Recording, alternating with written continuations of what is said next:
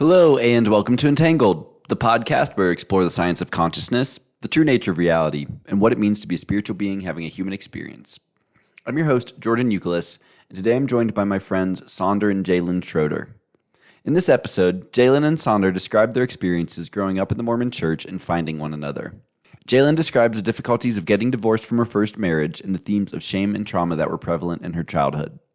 Saunder discusses his missionary trip and how the miracles he witnessed during that experience taught him the power of manifestation. Jalynn then describes the events that led to her decision to leave the Church of Latter-day Saints and how she and Saunder were able to navigate that decision as a family. We next discuss Saunder and Jalynn's experience with ayahuasca and how they have evolved on their spiritual journeys after leaving organized religion. We then discuss Saunder and Jalynn's relationships with their families who are still in the LDS Church and the concept of soul family.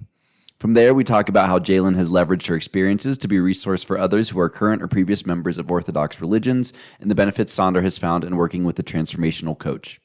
We end the conversation discussing our shared journey to Egypt and the importance of authenticity. This outro is titled Spirituality Without Religion. Outro is available for this and all episodes at entangledpodcast.substack.com. Music from the show available on the Spotify playlist Entangled The Vibes. Please enjoy.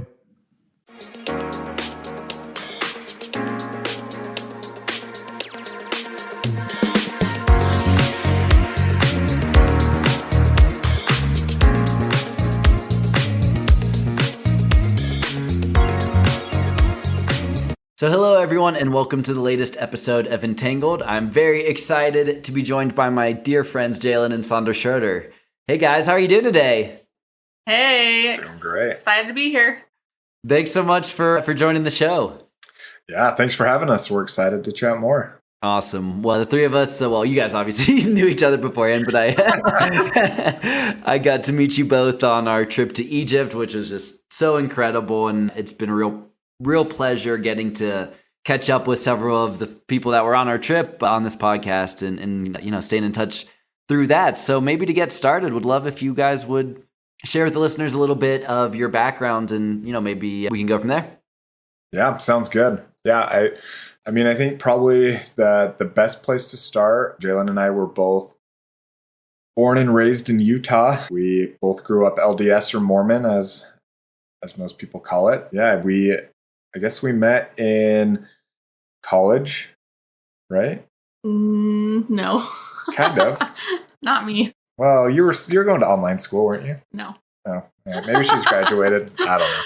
But yeah, so I guess background before that, I went on an LDS mission in Indiana. Then we met in Orem, Utah, which is like a big college hub. There's 2 universities there. Got married in the temple. I don't know. We've both been very like entrepreneurial or intrapreneurial with business and different things like that. And then had a couple kids, and here we are today, just doing a lot of expansion and trying to be authentic to ourselves.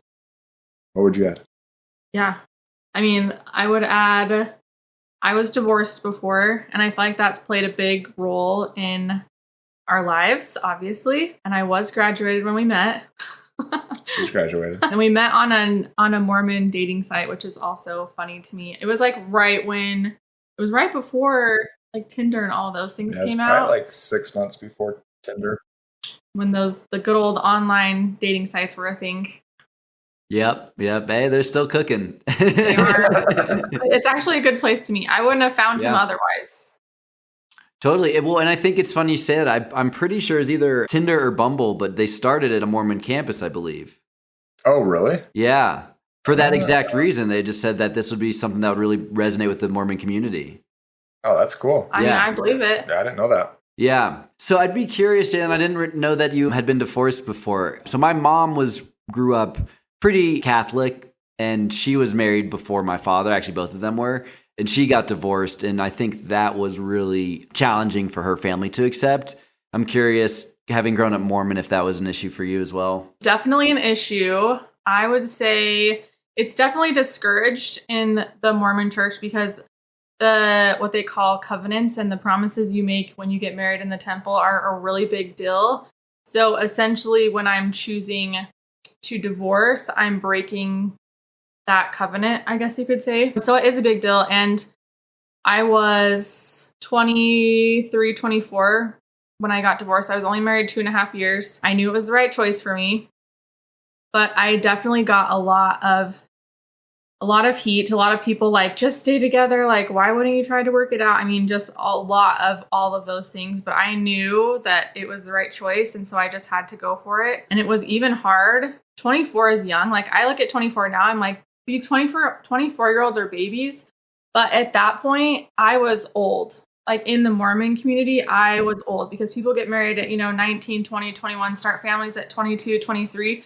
So when I got divorced, everyone I was around was 19, leaving on their mission, or 21, just getting back from their mission. And I'm a 24-year-old divorced woman.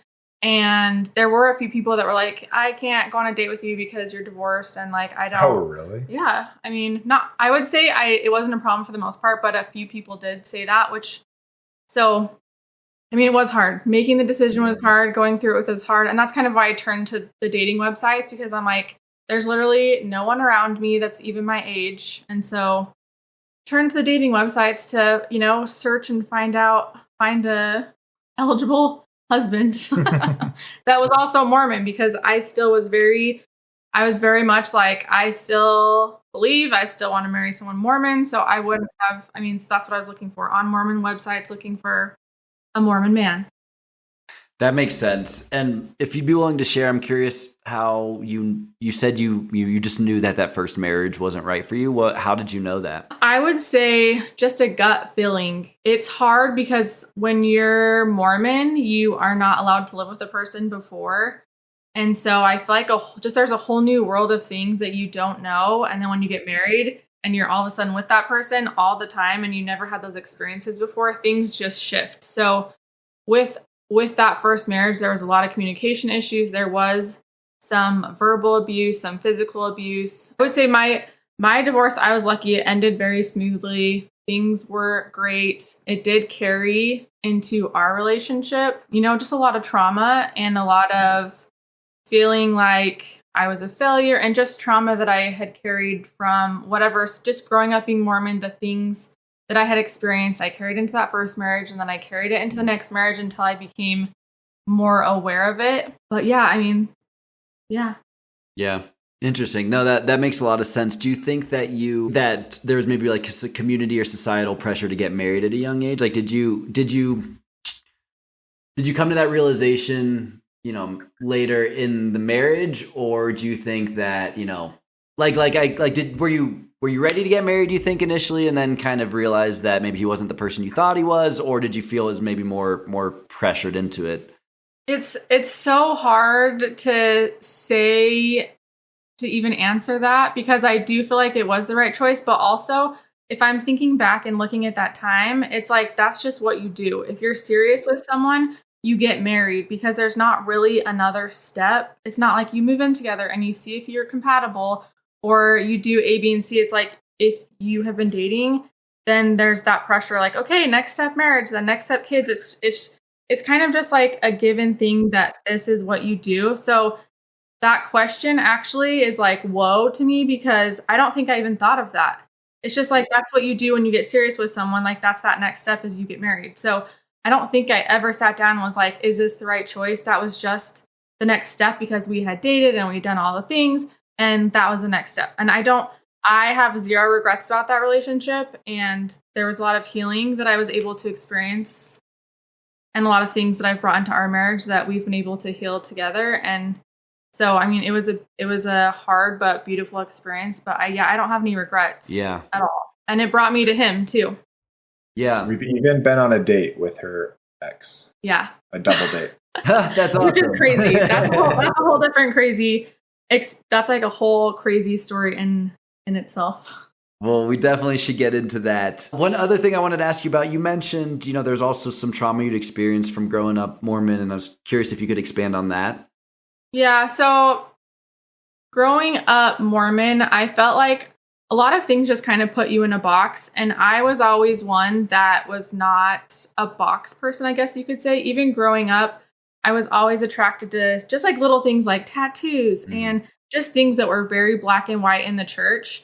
And I was definitely a people pleaser. I wanted to follow the rules. I wanted to do what I was supposed to do. So I was always, doing what I was supposed to do. And I had a lot of anxiety every Sunday. And it's interesting now because, 25, 30 years later, I'm like, holy cow, I had anxiety because I wasn't supposed to be there and that wasn't like my path. But in the moment, I blamed it on a million different other stories. But yeah, I think I would add something that we've been talking a lot about together. Trauma with you is it's hard for Jalynn to say what she wants. So I feel like just I think the culture is, and the religion is very like patriarchal, right? So very much like led by men. And so I don't think it's as like submissive, maybe compared to other more extreme religions, but it's still very present. So I think even Jalynn just like speaking what she wants and feeling like she can do that, I think is like shown up more and more.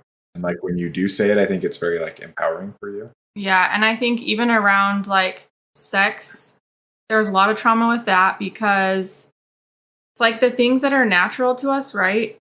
Even like kissing boys when I was 16 or anything along those lines, it was just like instantly I felt like I had to go tell my bishop. And then a lot of those conversations, now looking back, were very inappropriate. And a lot of things were said in those interviews that I would never let my child go into a room with a man and be asked those questions. So I think it's like just who I was and being who I was wrong. And I think that caused so much shame, like so many issues, and those issues carried on into my first marriage. He ended up cheating on me, and then, which wasn't exactly why we got divorced, and then that got carried on into this marriage. And luckily, like going through what I would call our awakening and, leaving religion and seeing things bigger than what we saw before, that finally allowed us to move through that. And it's still a work in progress, but there's a lot of trauma and just a lot of things that, it's just 31 years of my life before I left the church of just me being constantly like, who I am as a person is wrong. And that's just what I heard for 31 years until I finally chose to be like, I'm done with this. And so there's a lot of peeling back the layers. And that's what we've been doing for the last 3 years. And he's been so patient and so wonderful. I'm so awesome. He is awesome. But it's been a lot of like unlayering, and I still feel like we're in the thick of it. Last week was a rough week and I was really triggered with like church stuff, and I had breakdown after breakdown, and it's just, it comes in layers. It's like, I think I'm healed and like move forward, and then like I just get hit with more. So there's a lot to uncover, but I think that's normal when you grow up in a religion it's everything. It's like how you dress, how you talk, who your friends are, who you're dating. It's literally everything. There's nothing that's not part of the religion. So, yeah. Yep, that makes sense. So, Saunder, when you met Jalynn, were you at all reluctant because she'd been divorced? No, I didn't care. I always felt like it's kind of interesting. I don't know if I've actually told you this. On my mission, I had like what felt like a vision one night where I saw like my future spouse, and she was like covered up in like tattoos and like a convert to the church and like things like that. Jalynn's wasn't a convert by any means, and I think she only had 2 little teeny tiny tattoos then, very different from today. But yeah, I think so. I don't know. I don't know if that was more just to open me up to more possibilities, because I probably would have been like, I was like super, super Mormon, like super devout, like extreme, like very extreme. Like my mission was like very much like letter of the law, like with everything. And so I don't know. I was just like a very like disciplined, very, very much like about the church type like person. So I don't know, if it wasn't for that on my mission, I probably would have tried to like marry like a return missionary or something like that. Yeah. So interesting. What was that missionary experience like? Honestly, it was probably one of the greatest experiences of my life. I think, my beliefs have obviously evolved and grown. And it was like such a special time because for 2 years, I was literally only focused on one thing. So it was like, yeah, literally one thing is all I was focused on doing, which was like talking to people about Jesus or Mormonism or whatever you want to call it. And so, yeah, it was like literally my only focus. I talked to my family twice a year on like a phone, and I would email them weekly. But for the most part, it was up at 6:30 or 6 every morning, and then, to bed at 9:30, 10 o'clock every night. And so it was just like, yeah, it was honestly a pretty powerful experience. I saw a lot of miracles. I think it just taught me almost the power of like belief and manifestation. Like what you put your energy into can actually come true. Like, I don't know, there were just like so many powerful moments where, we were like praying for where we should go the next day, like kind of had like a planning session every night. And I just remember one time getting up in the middle of that prayer and just like pointing at a street and saying we need to go like 2 houses down. And we went to that house and like ended up like helping this alcoholic guy who would just watch reality TV show all day and, taught him about Christ. So there were very like powerful moments like that would happen on like a weekly basis. So for me, I don't know, there's a lot of like good foundation to it. And at the same time, I can now kind of see like what the construct of religion or Mormonism is now as well. That makes total sense. And it's beautiful the way you describe it, and how I think that, a lot of folks in modern society who kind of have left organized religion, and, both of my parents being them, right? My mom Catholic, my dad Jewish. But I think those, especially on the Orthodox side, right, have a lot of the similar characteristics that you've described with Mormonism, right? The shame, the no matter what you do, you're wrong, right? And I think that's why so many of our modern society has become kind of, atheist or scientism, whatever you want to call it, right? And just kind of, in a sense, thrown the baby out with the bathwater is kind of how I view it. And I think it's really beautiful that, you've been able to maintain those principles that were so meaningful to you while still separating yourself from a organization that you just didn't necessarily feel, fully compatible with. Yeah. Yeah, exactly. I mean, I think that's the beautiful thing about polarity, right? Like you can see what makes it great and where like it is rooted in truth. And then you can also like see the control or the construct that exists there. Maybe, I don't know, control is an interesting word. I think honestly, maybe I'd say like limitations. It's like you can see like, I don't know how much belief can power someone, but then also like on that same line, how limitations also hold people back, And so I think that's, I was stuck in that loop for a while. So. Yep.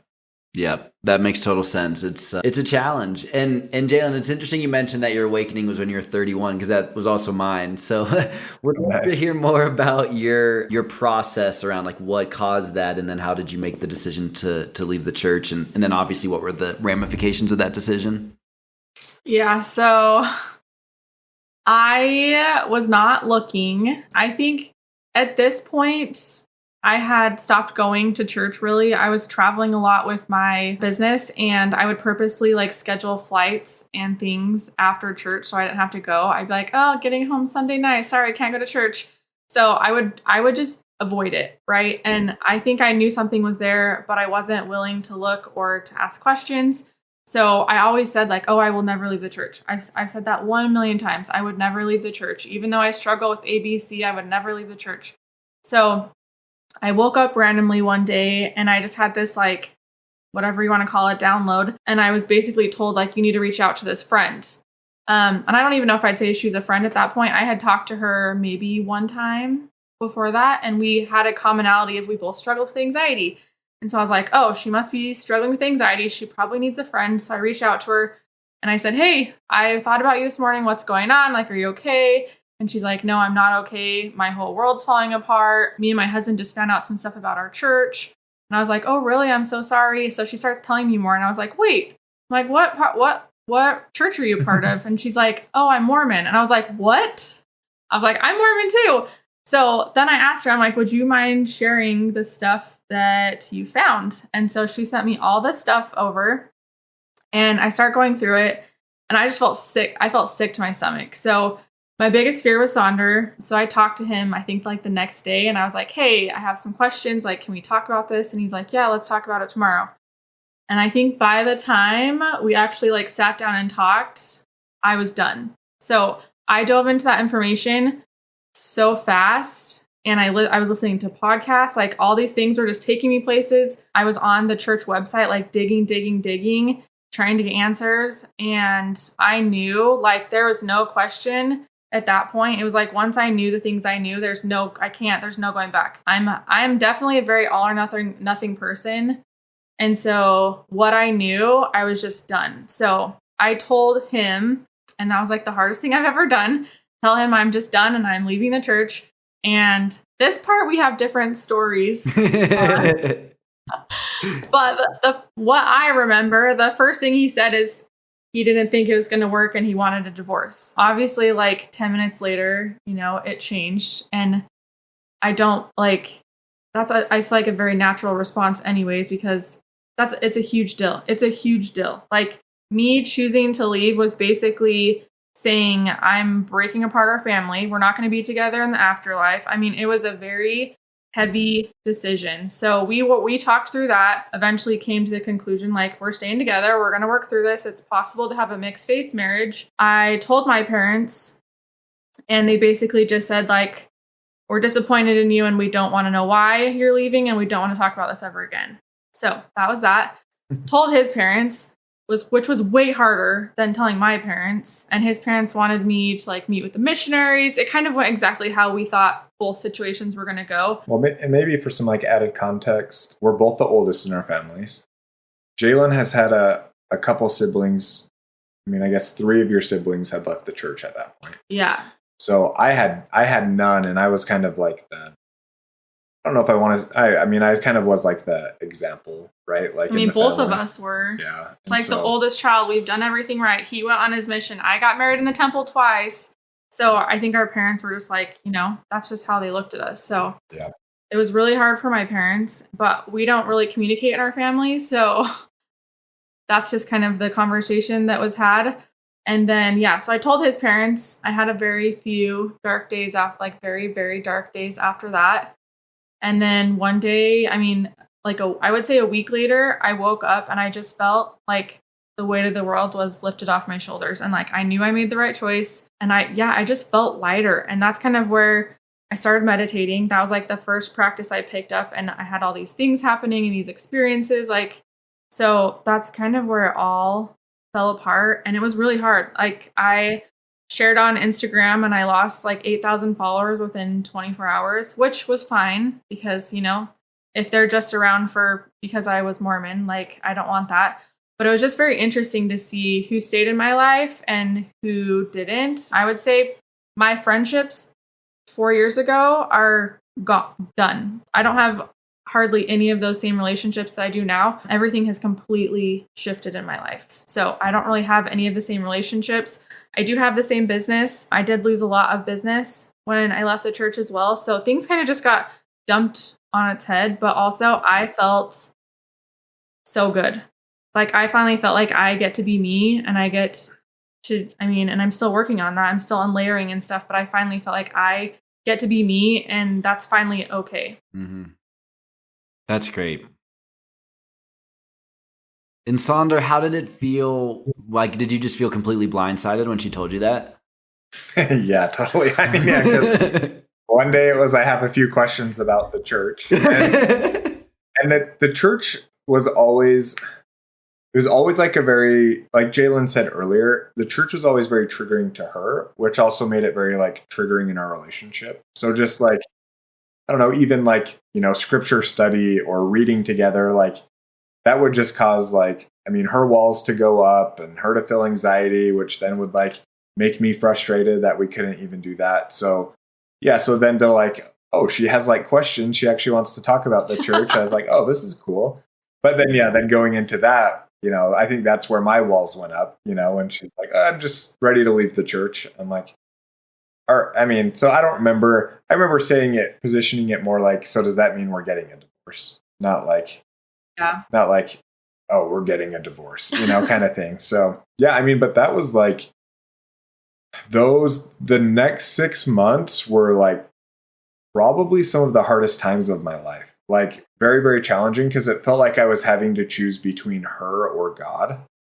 And so those were like very hard. And like I remember one morning, we were intimate before she left for a trip, and then she left. And then I just had like a full on like crying breakdown, like in the shower. Like it was like the highs and then like the lows of like lows. So it was just like a very, very, very hard time. And then I eventually left the church probably that like December. So this was July. And then, so yeah, for me, everything that she had like come across, I like came across on my mission. And before my mission, like I looked at what they call like anti-Mormon literature, which really just like talks about a lot of the truths in the church that they don't talk about in the church, is more or less what that is. But to me, maybe it's cognitive dissonance. It's just like at the same time, I like believed, Joseph Smith was a prophet and I believed in the Book of Mormon. So it was like, well, I believe these things are true. And so everything else will kind of figure itself out, kind of thing. So yeah, so I more or less left the church more to not lose her rather than out of like a disbelief for it. But at the same time, I don't know, I kind of felt like lost because to me, it's like either the church was true or it wasn't. And so it kind of felt like in a way I was betraying myself to some degree, but also doing what I felt was right and choosing my family and my wife. So yeah. Wow. I mean, that's such a tough, decision to be put through. Do you, obviously you mentioned that, the whole, your friendships have changed obviously dramatically since then. Are you still able to have a good relationship with your families? You go first. Do you see me both like, well, so I would say, like I said, with my family, there's never been communication like that, but something interesting happened like 3 weeks ago. So like, I didn't grow up with hugs or affection or saying I love you. Like that just was non-existent. It was like, here's the rules. We go to church, we do this. And like, that's that. There was just no feelings communicated. There was no like nothing. And so, I mean, obviously that is rough, going into a marriage and having to communicate and be vulnerable or any of that. Like that just was not what I learned to do.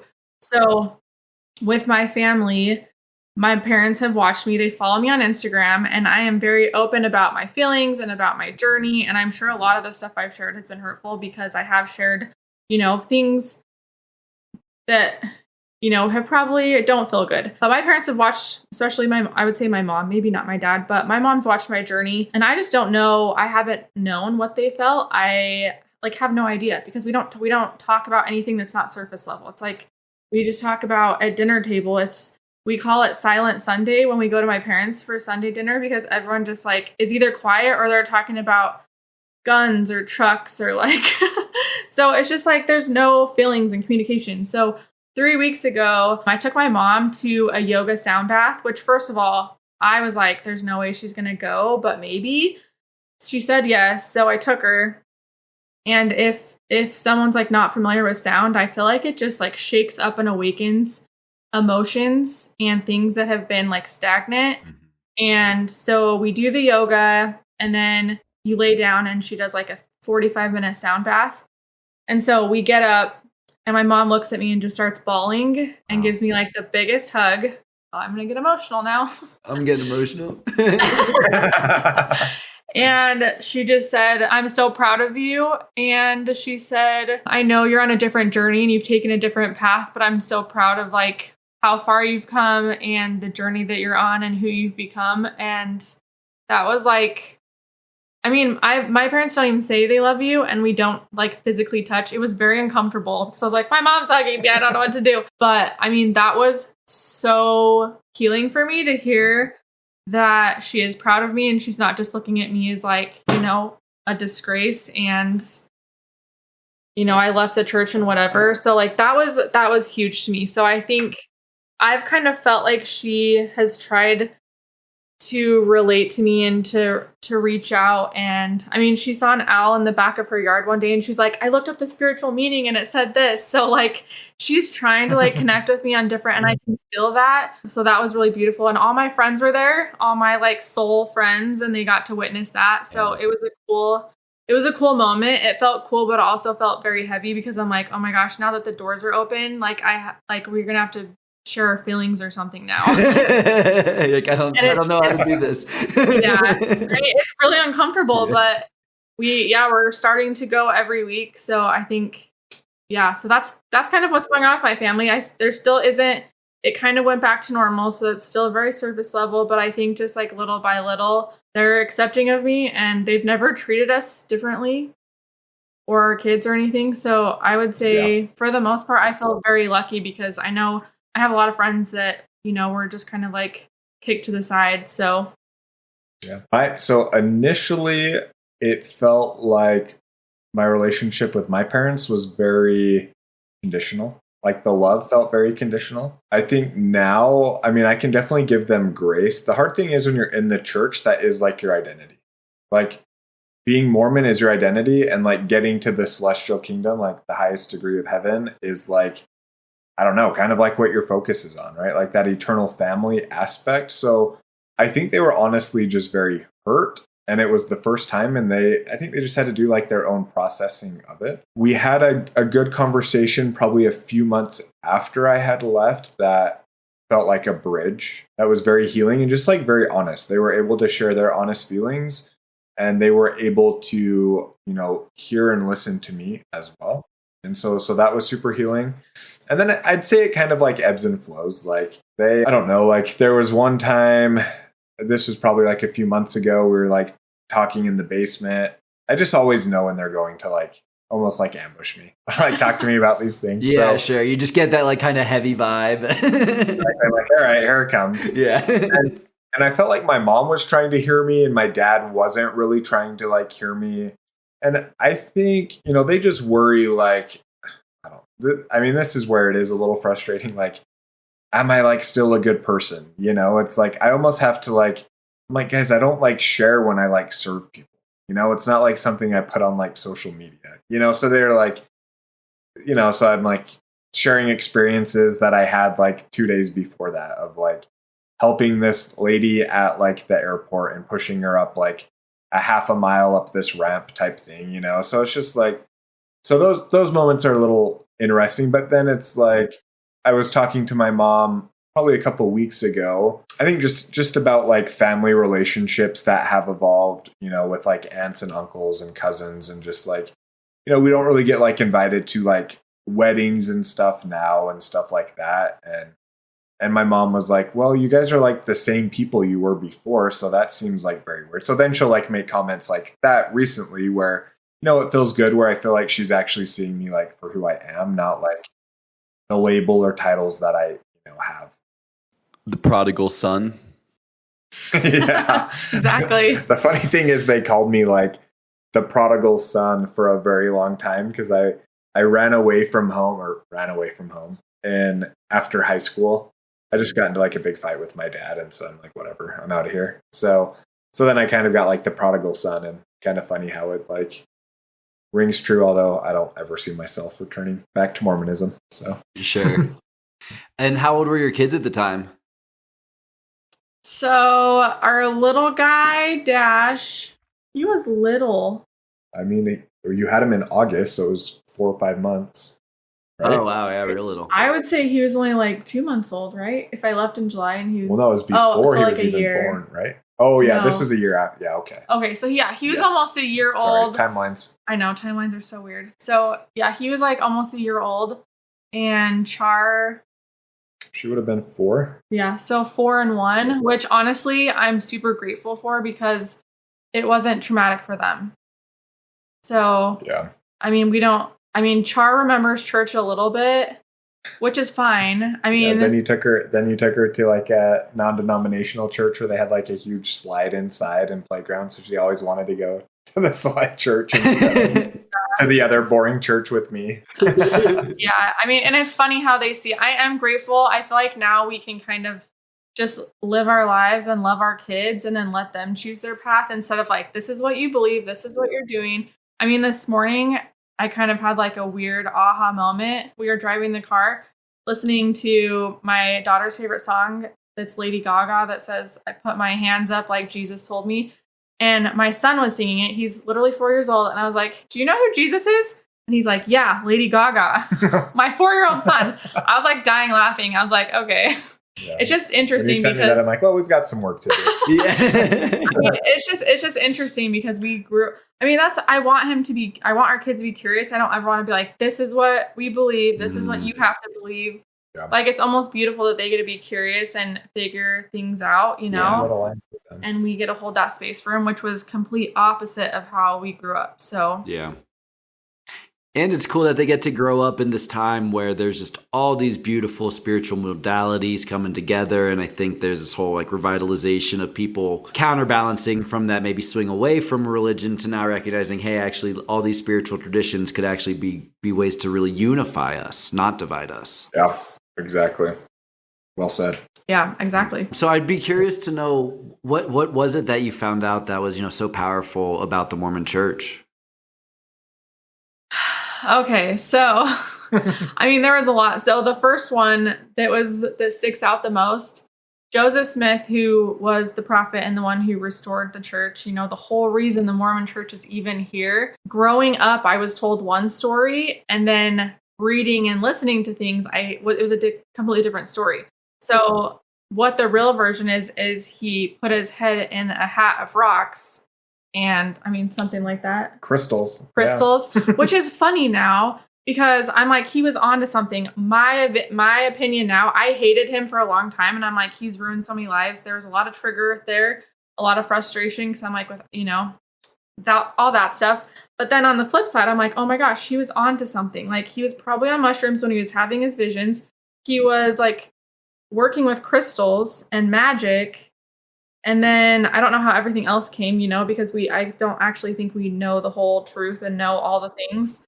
But yeah, I think he was onto something. But I mean, that's what it was like the pictures and the things we were taught in primary and young women's, and it was all a lie. And then on the church website, it's like it breaks down a lot of the controversial things and said like, this is what happens. Here's the resources.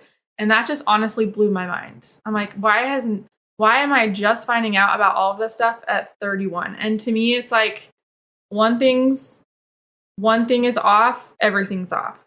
And so that was why it was very easy for me. I mean, I read everything. I read so much. I spent 6 months. That 6 months he mentioned about being really hard. I wasn't even working my business. I was spending like 8 hours a day just researching and reading and listening to podcasts. And I think it was healing.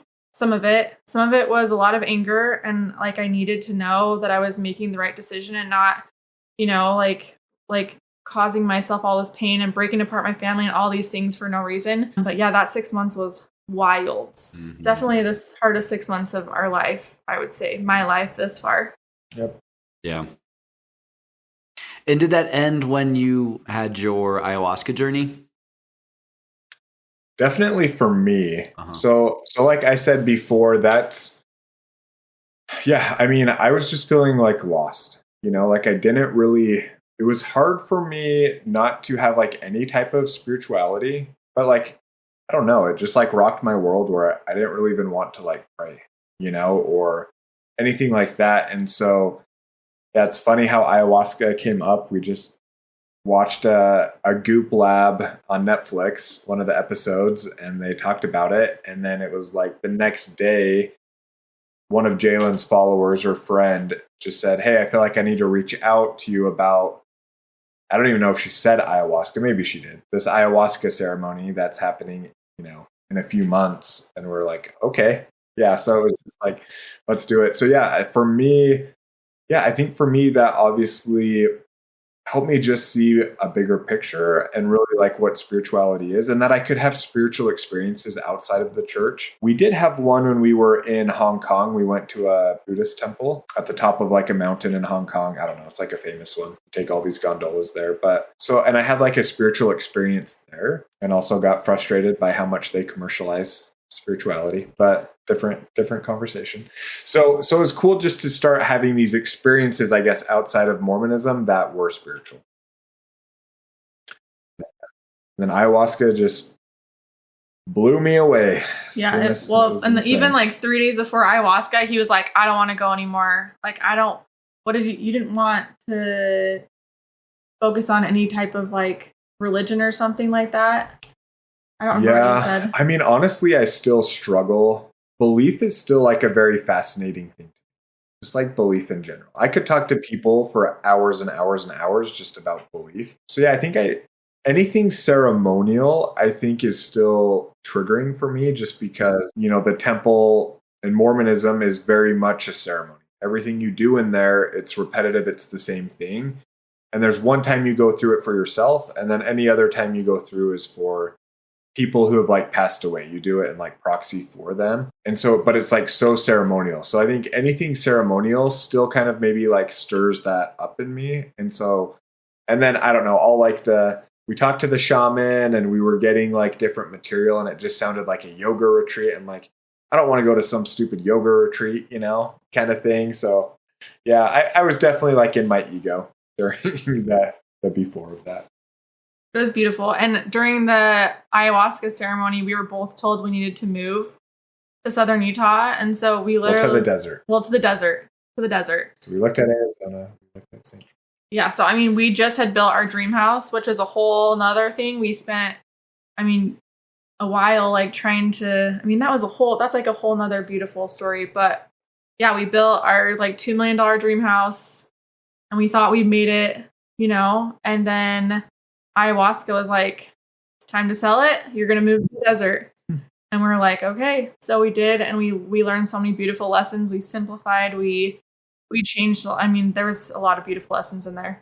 Well, it's probably been the best. I mean, honestly, like we found like our soul family down here. And I never thought I'd ever say the word soul family. Still feels weird coming out. But yeah, I think, it's crazy just how everything compounds. I'm sure you can relate, Jordan. It's just like all of these experiences just keep like compounding and compounding and compounding. It's like I wouldn't be having this experience I had a week ago if it wasn't for like, you know, this experience here. It's just like, I don't know, cool human experience. Totally.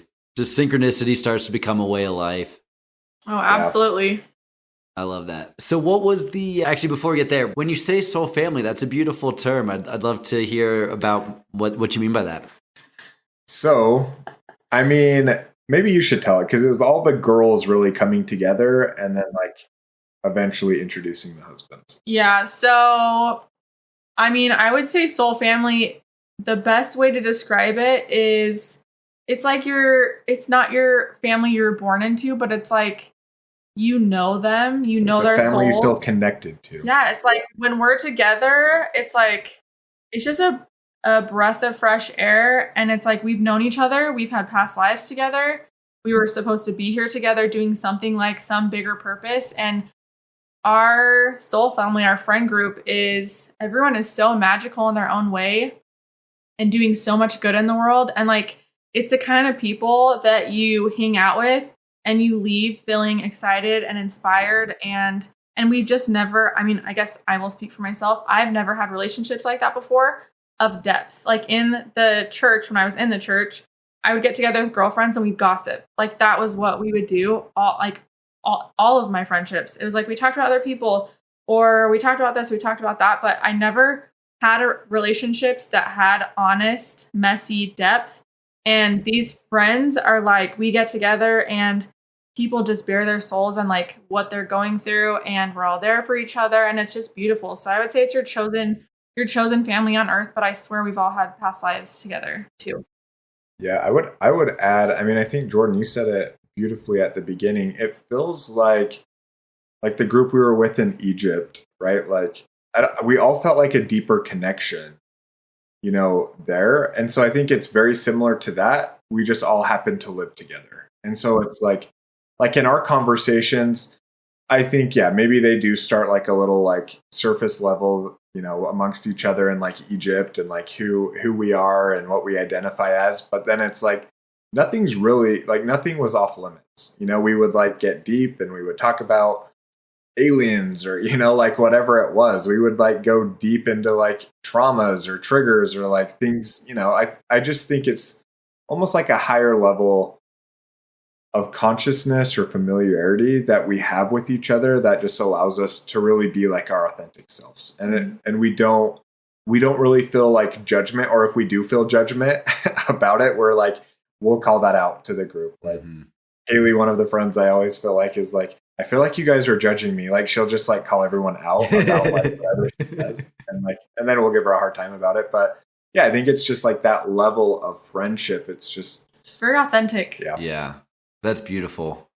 Yeah, I think that's been my experience. Definitely not the same extremity. Having like leaving the Mormon Church by any means, but I think there is an element of folks who aren't open to the possibility of spirituality, or even if they are, if it's just not something that they're actively interested in, right? There does, I think a lot of people on that path have had those issues with potentially losing some of their existing friendships, or them just, not being as strong as they thought they once were. But on the other end of that, I think you almost also universally hear of folks meeting new people along the path that just, they resonate with on such a deeper, meaningful level. So what was the actual ayahuasca experience like? You mentioned, being told to move to the desert, but anything else? I mean, I think as we were talking before we started recording, that was like the first time you'd done any type of substance ever, right? So definitely starting off with a bang. I mean, we didn't know. We literally didn't know. I mean, when we showed up, I was like, someone was talking about like drinking a tea or something. I was like, oh, maybe we're not doing ayahuasca. I wonder what we're doing. Like we had no idea. So my experience was very, very intense. I worked through a lot of sexual trauma, a lot of things that came up while I was in the church that I had shoved down so far and hadn't even thought of for 20 years, less than that, like 15 years. But yeah, mine was intense. Like I spent the whole weekend crying and processing, and I feel like a full-on rebirth. I had a full-on rebirth. And my ex-husband was brought up in that one. We had a miscarriage together, and I was dealing with so much trauma that I literally shoved it away, and I forgot, like I didn't even have an awareness of it. And so I saw that whole experience during ayahuasca and saw exactly what happened and why it happened. And like, I got to like hear from that soul that soul chose to leave so that I had a future. And so like, it was very profound and very, and actually just got a tattoo for that experience like 2 days ago. Can you pull over yours? Yeah, so it's right there. So you can't really see it, but it's a heart filled with a rainbow. So during the ayahuasca, I just said like, how can I know you're near? And it was like, whenever you see rainbows, you'll know I'm near. So and there's been crazy rainbow experiences. There's been like crazy experiences. Like our family pictures, there's this like rainbow in all of them. And our photographer was like, I did not see that. Like, I don't know how that got in there. So I told her the story, and she was like, that's insane. So, I mean, they just show up everywhere. But that was, I mean, lots of just crazy experiences and things that came up. But mine was all around like just sexual trauma and healing, my womb and all of that stuff. So, and then his was quite different. Yeah, mine, she's like bawling the whole time. And my first night, so I started like dropping into it, and we were like separated. So she was on one side of the room, I was on the other. I started like dropping in, and I was like super resisting it, which is not a good idea on any plant medicine. So for anyone who's exploring it. So I like went to the bathroom, and I'm just like, I need to get out of here. I need to leave. Like, how am I going to escape here? And they like blocked everyone's cars in. So for that reason, so you couldn't drive like under the influence of ayahuasca. And I'm like, I don't know how I'm going to get out of here. And so I'm like, whatever, I'll just go like lay back down. And then what was cool is I had like all of a sudden, I think it was probably my first like past life experiences. Like I was going through like all of the different like battle scenes of like past life. So more like the warrior side of it, like literally across like every culture you can imagine. It was pretty amazing. And I was just like pounding. It was like I like could feel like this war drum going off through it all. And I'm just like pounding on like the floor to like this beat. And so that was like a cool first night. And then I don't know, my other 2 nights were amazing. I was just like laughing the whole time. I was astral traveling. I was just like... And he didn't even believe in past lives at that point, like before going into it. He didn't even believe in that. So that was cool. Yeah, I didn't. Yeah. So yeah, then I was just like creating a business, in like space, which is pretty aligned with the business I'm creating right now. So it's kind of crazy how it's all coming full circle, and now I can like see it all coming together. So that was like, yeah, that was amazing. I'm trying to think. Yeah, that's all I have it all journaled, but that's really what's coming up right now. So that's probably all I need to share about it. Very cool. And what is the business you're building now? So I'm working on a healthier energy drink alternative. So I have had an addiction to canned energy drinks probably for the last 4 years, ever since I tried it for the first time. So so the energy drink I'm working on, it has mushrooms, nootropics, electrolytes, BCAAs more for like brain, not necessarily like muscle growth, pretty low dose. So yeah, I've got it all formulated and we're about to make the first run and should be hopefully launching in the next 4 to 5 months. But it was funny how everything was like coming together in my head there. So it was awesome. That's awesome. Have you done other entrepreneurial ventures or is this your first one? Yeah, so I actually started my first e-commerce business 12 years ago. That's actually what led me to being on a dating website because I was working like 12 to 15 hours a day, every single day. And I'm like, I don't have time to meet girls. And I don't really I didn't really care to like go out with my friends and stuff to meet. And they were on a different path then, like drinking and stuff, which wasn't necessarily like aligned with me at that time. I love to party now, but back then definitely didn't. So that's how I met her. But and then I'd say since then I've been very entrepreneurial at businesses where I've really started new departments or products or services and really like run them, with my own P&L in the business and that way. So I'm excited to get back to this. I mean, I've helped Jalynn a lot with her businesses on the marketing side. So all my experience has primarily been in like digital marketing. And that's what I do now is I consult with the largest e-commerce brands in the world about their marketing and data and business growth. So it just feels like the right opportunity to bet on myself. And so I'm excited. That's awesome. That's great. Well, I look forward to trying them. Sweet. Yeah. I'll send you some. Please do. Yeah. And Jalynn, you mentioned that you're traveling a lot for work. What is it that you do? Well, used to travel a lot for work. So I sell makeup and skincare. And I also just do I don't like the word influencer. We need to find a new word for that. I hate that word.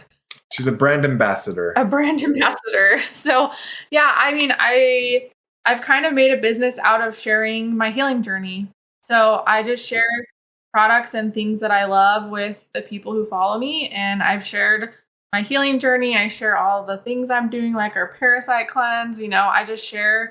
I'd share all those things, very open and honest with my journey and my healing process. Mm-hmm. And have you found that there's a lot of folks that your story resonates with, right? Maybe in a more conservative religion and don't feel at home there, but struggling, with the decision to leave or not? Yes, I would say for sure. So I actually started a group on Facebook called WTF, and it stands for What the Faith. So it's a group for women who have left like any kind of religion. So we have Mormonism, Jehovah's Witness, Catholic. So that's been kind of a really cool place and a community for people to have a safe space to meet other people who are going through the same thing. So I do have that, but I feel like for the most part, I've lost most of my followers who are in religion just because just who I am offends a lot of people. So Jalynn's a very big mirror for a lot of people. A very big mirror. I trigger everyone with everything I do, even if it's just little things. So, but I also know that that's part of my path. Like I've been shown that and I know that. So it's just part of my journey. Yeah. You're just at this point like, well, I don't care. Kind of, yeah. Well, the cool thing is like a lot of people are open to talking about it in the DMs. Like there was a situation last week where I get a lot of people triggered with, money. Last week I was talking about money and like manifesting and that kind of stuff. And I triggered some people, but they were open enough to have really cool conversations and to be able to actually see how they were projecting onto me. And so that was really cool. So some people were really open to it and it's fun to be able to share my journey and to get people thinking. So, that's been really cool. Yeah, I do trigger people and people unfollow me, but like it's fine because I'm sure that's just planting a seed. And later on in life, they'll be like, oh, she said this that one time. Oh, yeah, you had a handful last week of people just saying like, I don't know what they say. Well, yeah, I have people probably a couple times a month that like send me apology letters. Like I yelled at you this one time, or I unfollowed you last year because I thought you were a bad person, and now everything that you were talking about is true. just stuff like that. And so I just take it for what it is. I try not to get triggered or to like attach to anyone's stories that they're putting on, projecting. So it's kind of a beautiful experience for me, and I'm grateful I get to actually, be a mirror. Sometimes I'm grateful. I try to be all the time, but it's a lot sometimes. Yeah. It's tough. And I think also just in the digital age, right, people will, especially on the negative side, right, would say things to you over a phone that they would never say to you in person. Oh, exactly. Yeah. Mm-hmm. Wow, well, that's really cool. And, I think it's great to just see more people just being out there and outspoken about who they are and their truth. I think, one of the reasons that we as a human society haven't advanced more than we have, spiritually and consciously is because groupthink and people, are more afraid of, being ridiculed than they are of speaking the truth. Yep. 100%. Totally. Yeah. So I'm curious too, how did you two decide to do the holographic sound tour to Egypt? Similar to ayahuasca. I know. So I had a channeling from this lady, Elizabeth April. I don't know if you have heard of her or follow her. She's awesome on Instagram. So it's very hard to get channeled with her. She just has a really big following and, has very limited time for that kind of stuff. And she has a big membership platform. So she opened up these 10-person channeling sessions, and you get to ask 2 questions each.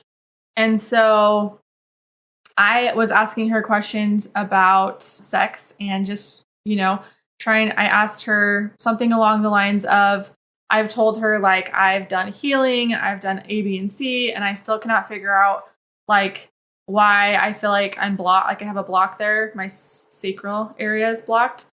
And so that was the question I asked. So she channels it and shares that I had a past life where I was stuck in trafficking basically my entire life. And then at the end, so she talks about that for 8 minutes. And then the last 2 minutes, she mentions you have ties to Egypt, something about the mystery schools. So she mentions mystery schools. This is the first time I've ever even had Egypt in my brain at all.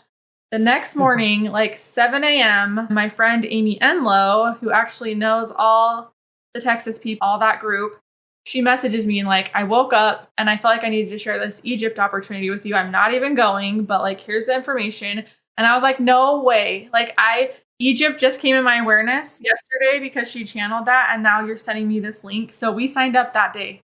It wasn't even, I don't believe in coincidences. And the fact that I've never even thought about going to Egypt. And then that was channeled for me. And then she sent me the link 8 hours later. It was a full yes. So he was a little more sure, I'll come support you.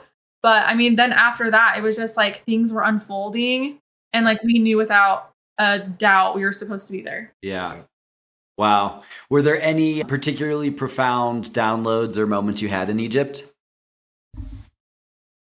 Yeah, lots and lots. I don't know. Do you have any that are coming top of mind? Funny enough, I would say I knew that there was going to be a lot of healing there. So I really tried to surrender and not be in my head. I had a lot of body knowings. I wouldn't say I got a lot of downloads, but just going into the temples and touching the walls, my whole body would just start vibrating. And so I knew that there was work going on. So I just tried to be present and not put judgment on, why am I not getting downloads? Why is this not happening? So I just surrendered and let it flow. I would say one of the most powerful moments, honestly, was when we were on the cruise. It was the one morning we got to sleep in. But we had a really powerful morning. I don't even fully remember all the things that happened, but I just remember we were able to sleep in, and he didn't sleep that night because he was having downloads and things coming in. And we were just able to process a ton that morning. Because as you know, we were going from 3, 4 in the morning until 9 at night. So it was we go straight to bed and then wake up and then do it again. And there just was not a lot of time to process and to talk about things and to be oh my gosh, what's going on? So that morning was just so powerful, which is funny because I would have guessed the other experiences would have been the most powerful. But because we were able to just be super present and process all these things, all this beautiful knowings and things were coming up. And our relationship, I feel like, shifted in that moment. So it was really powerful. Yeah, it's funny. That was like literally what was coming to mind for me. So no accidents. Yeah, some insight. So we had been on a celibate journey for like 3.5, 4 months going into Egypt. But that night, I'll come back to that. But that night I had like a full on like ego death is what it felt like, which then the ego convinced me I was going to like physically die. So I was like pretty much like in my feels and literally typing out a note to everyone that I had like loved or that I felt like I needed a message. So it was like super, super like emotional night for me. So yeah, I didn't get like a ton of sleep the one night we could actually get like good sleep. And so yeah, so like when Jalynn, and I didn't want to wake her up, but when she finally woke up, I just like, I don't know, just had like a crying emotional moment with her. And even before that, we usually don't like cuddle when we sleep either. And I just remember like when I finally went back to laying down, she like grabbed my arm and like pulled it on top of her. And I just like, I felt so much love and gratitude for her in that moment. And then that like led me to like writing a poem for her, which I'll keep between us, but it was just like a very powerful moment and something, I mean, I don't know the last time I wrote a poem. It's been like probably 20, 30 years. It's been a long time. But so yeah, so then like I shared that with her. You know, we were intimate for the first time in like 3.5, 4 months. And so that was like a powerful experience. So yeah, I can't remember everything else that came up, but it was just like a very emotional and just like powerful moment for me. And then I feel like that just tied in perfectly to the other temples we were going to or sacred sites that we went to. Yeah, I pretty much had like some kind of download in just about every place. But the one that is coming to mind. Do you remember the spot where we walked around? Was it like the Beetle? Oh yeah. Uh-huh. And they had like the reflection ponds and like all those different things. There was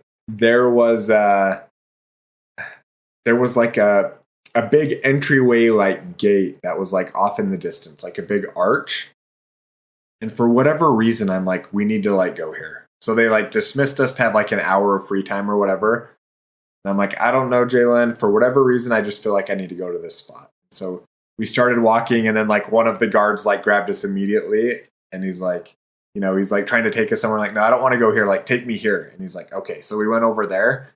And then, they took us like they do to all like these spots that are supposed to be cool, but it's like, I don't know, man. Spots, They just want the money. Yeah. So anyway, so we saw like some cool like false gates and like cool things like that they showed us. But then eventually I went to like the arch and I just like put my hand on it and I just had like this full like past life experience, like literally like visualizing like the pharaoh coming in this way, almost like, because if you remember, they have like the Sphinx Road that connects the two temples. So it's like this, like the people would go on the Sphinx Road, but like the pharaoh, came through like this other gate. And I just saw like, I don't know if it was Ramses or whoever it was, but I just saw them just like being so like awe-inspired by like that temple and like that sacredness that they had like created there. And so that was like a powerful moment. Jalynn like took a picture of me like leaning up on it. And it's like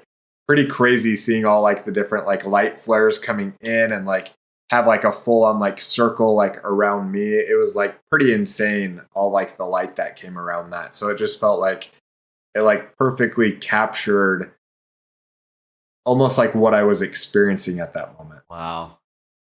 So that's beautiful. What about you? Yeah, as part of my awakening, I came across Graham Hancock's work. Okay.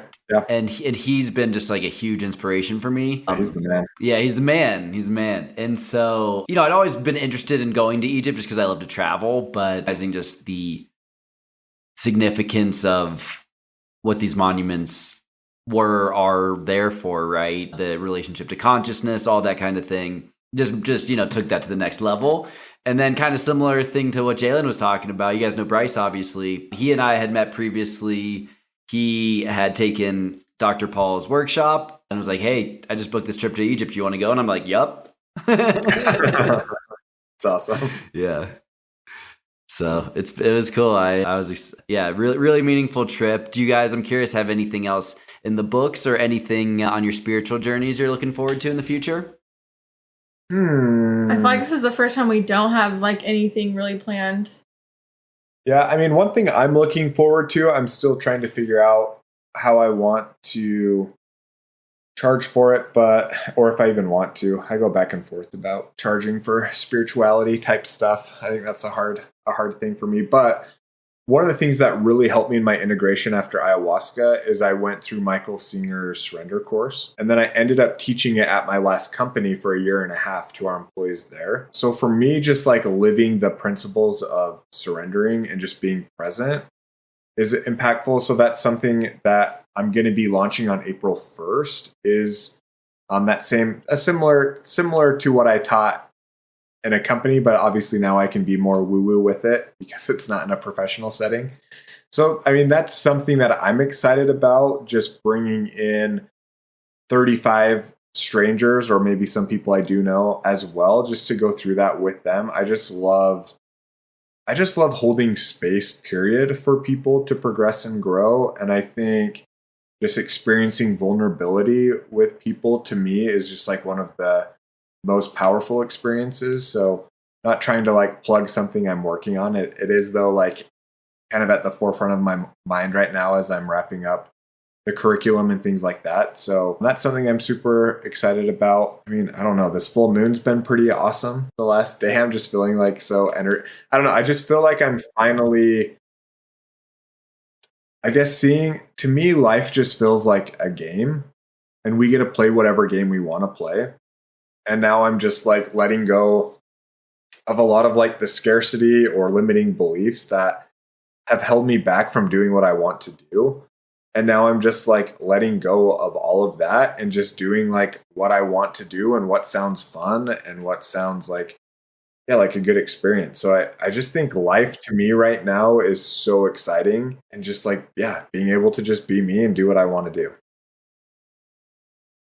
And I'm working on that. I feel like we've kind of switched roles a little bit. Flip-flopped. We kind of joked that like, what was our little saying that we said? Oh. I pull you and you push me or something like that. Or you wait for me. Yeah. So we kind of had a joke that like I was pulling him along in like the spiritual journey because he's always like, I'm never going to be into this. And then like 6 months later, he hear on Joe Rogan and then he's like, I'm into this. I'm like, you're so annoying. But so we kind of had a joke that like he's so patient and holds great space, like he said. So we'd always joke like I pull him and then he waits for like he has so much patience. So that was our joke. But after he went to his last retreat, I feel like we've swapped spots like big time. And now I feel like he's holding space for me so I can, move through all the rest of my stuff that I'm working on. Just the lingerings of my entire existence that I know of. Yeah, it is. Trying to heal and move through that and have fun while I'm at it. It's really hard. Get out of your head. Jalynn's always in her head. So that's what he's working on it. He's coaching me right now. Yeah, I started working with a transformational coach right before Egypt, actually, which I think like, I don't know, it just came like full circle. Have you heard of the Law of One or the Raw Contact? Yeah. So was that like the book of, it's like they channeled Thoth or someone? Yeah, Ra. They channeled Ra.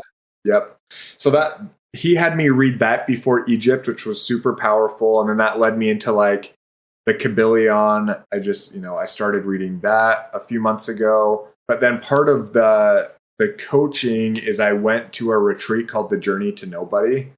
And I can't say what we did there, not because it's not plant medicine, it's not illegal, nothing like that. It's like literally one of like the most ultimate surrender experiences because you just show up when they say to show up, and then you go in and just, it's like one of the most like vulnerable things. Not like, once again, you're not like naked or anything like that. It's just very, very like vulnerable and pushes you. And it's like activities that push you way out of your comfort zone. And so you're actually doing the work. He didn't even tell me anything. Like I can't know, but that's probably the best way to describe it. I made an agreement. So it's like you're doing exercises and activities that Yeah. So if anyone's feeling called to that, I'm more than happy to connect you with the people who do that. But it's like, yeah, that's been honestly one of like the most powerful things. But I think that's what caused us to kind of like flip roles. It really helped me just like step into my power, or, you know, if that's too woo-woo for you, just like be authentic to myself, you know? And so it's just been, it's been an incredible, because that was a couple months ago. Yeah, it wasn't even that long ago. Just crazy, all the momentum I feel in life right now. So that's, yeah, I guess bringing it full circle. That's fantastic. Wow. And I think, too, what you bring up about the ego death on ayahuasca, right, and experiences those past lives, for me, that has been a big transformation as well, just losing that fear of death, because then when you do that, you recognize, like, there is no death, right? Like, so we don't need to be so serious all the time. Like, we're here to have fun. We're here to have a human experience, right? Like, exactly.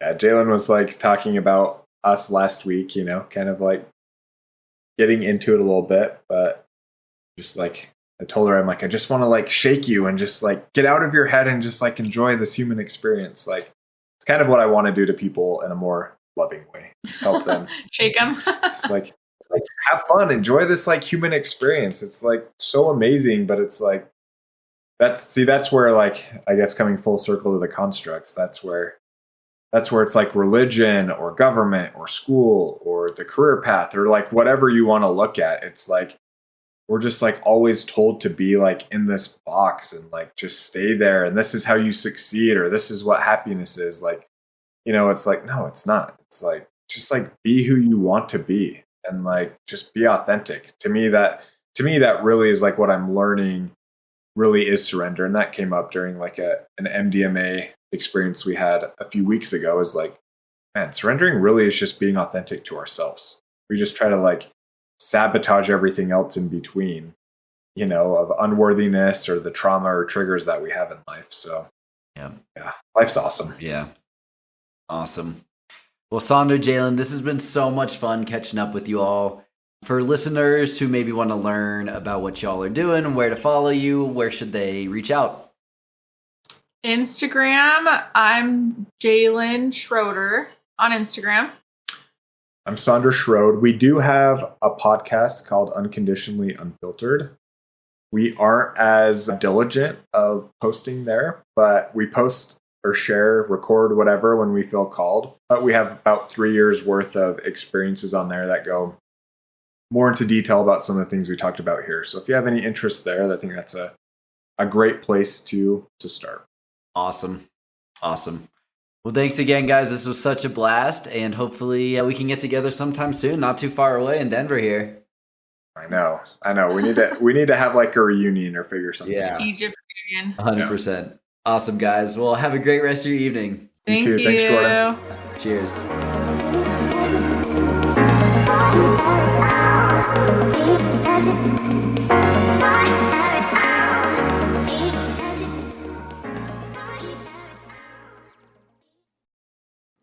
Thank you all for listening, and I hope you enjoyed the discussion.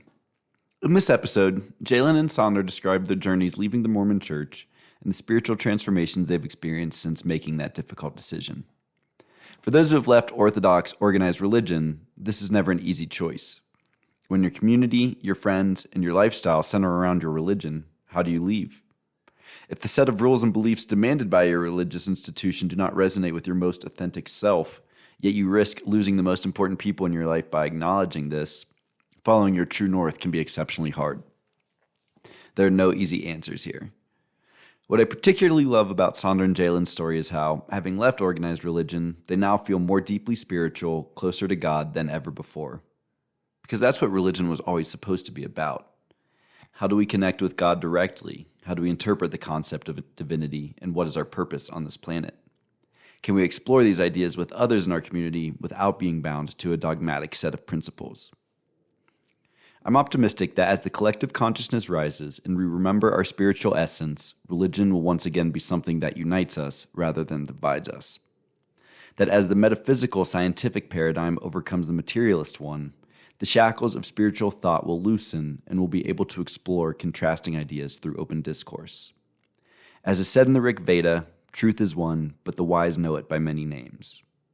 And so as we embrace spirituality without the confines of organized religion, we set ourselves free to find that truth for ourselves.